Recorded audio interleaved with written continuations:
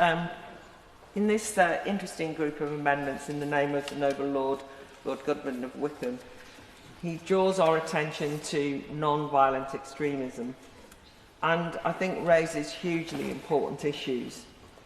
I'm not entirely happy with that broad definition of non-violent extremism, but I think the noble Lord has given us plenty to mull over in his very interesting speech, very thought-provoking speech, very hard-hitting speech. And I certainly am worried about the kind of ideologies that we face at the present time.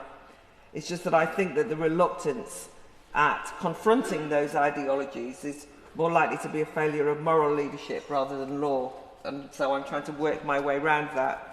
And I'm also concerned about the policing of a range of views dubbed extremist, but we have to at least be very careful, because that can be used to close down legitimate speech and used to demonise dissident views as extremist and beyond the pale that you won't engage with. So I have to work my way around that. But I'm rising to speak because I've added my name to Amendment 438EA on police meetings with faith communities, religious leaders, representatives of faith communities and so on, as we've heard.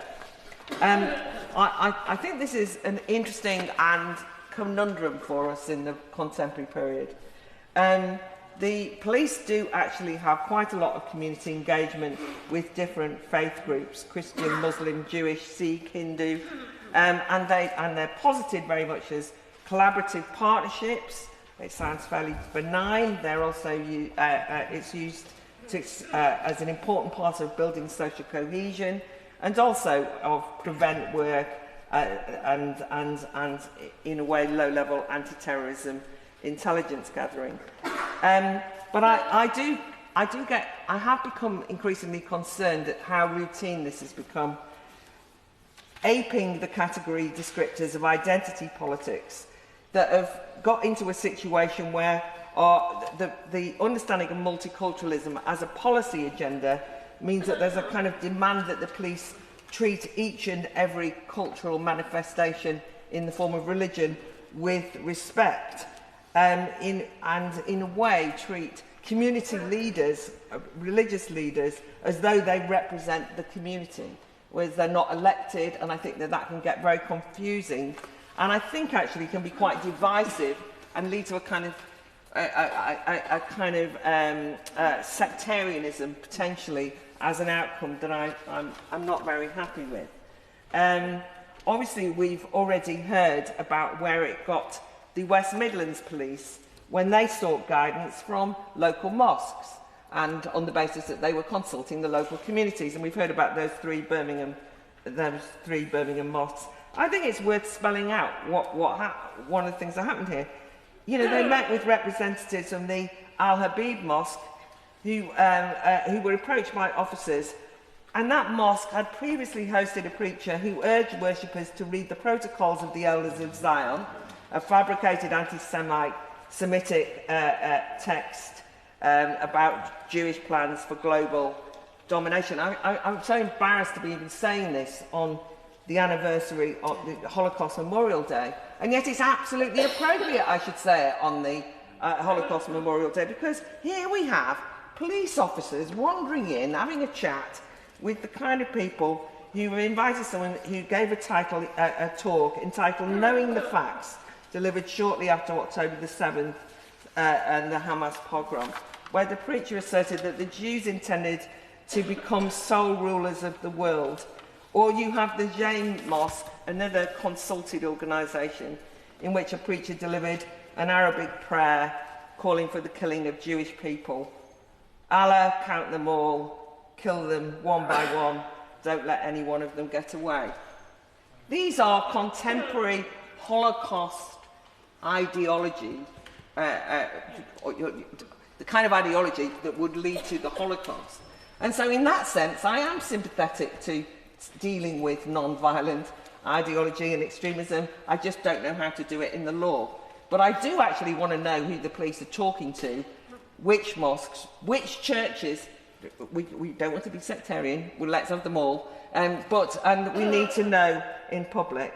I also know that the Met's Counter-Terrorism Command engages broadly with communities apart from anything else, seeking out advice on ideologies and religious ideologies, but perhaps with some grotesque results. Who can forget in October 2023 when the Metropolitan Police posted a social media posting about the true meaning of jihad in the middle of a demonstration by Hizb ut-Tahrir, which again was referencing liberating Palestine, referenced Muslim armies on the streets of London. And the Met Police thought...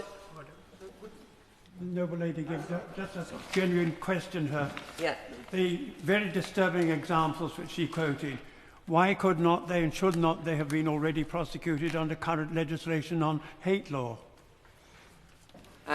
Well, that might well be true, but it does indicate that there might be a problem of the police not necessarily being impartial, because they are so busy forming community relationships with the mosques that they're not necessarily listening to the kind of things that are going on in the mosques or whatever other institutions. I would agree with you. But this is the point I'm making. Hizb ut-Tahrir, streets of London, shouting about Muslim armies and jihad, and the Metropolitan Police, under the advice, no doubt getting some theological, Islamic theological advice from their religious advisors, put up a post saying that jihad has a number of meanings and shouldn't be just seen in, and so on, and talked about personal struggle and so on and so forth.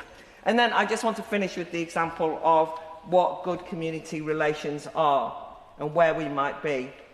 Mid the Southport murder-related riots, that horrible period of disruption and violence on the streets, there was an extraordinary film posted on TikTok of a police officer who was filmed telling counter-protesters to stash the weapons in the mosque and we won't have to arrest anyone. The liaison officer, wearing a blue police vest, was addressing a group of men gathered outside the Dawr Follow Mosque in Hanley, near Stoke-on-Trent, and was appearing to give the young group of young men a weapons amnesty. He spoke to the crowd, if there are any weapons or anything like that, then what I would do is discard them at the mosque. Now, the reason I'm saying that is because I just think that we should not be naive. That's the most important thing. When we talk about the police liaising with religious organisations in a period of identity politics and in a period such as the one that we're living through in 2026, we should at least pause and not assume it's all going well. And therefore I welcome the attempt at saying, let's know who they're talking to, and that's a very important reason why I supported this amendment. My Lords,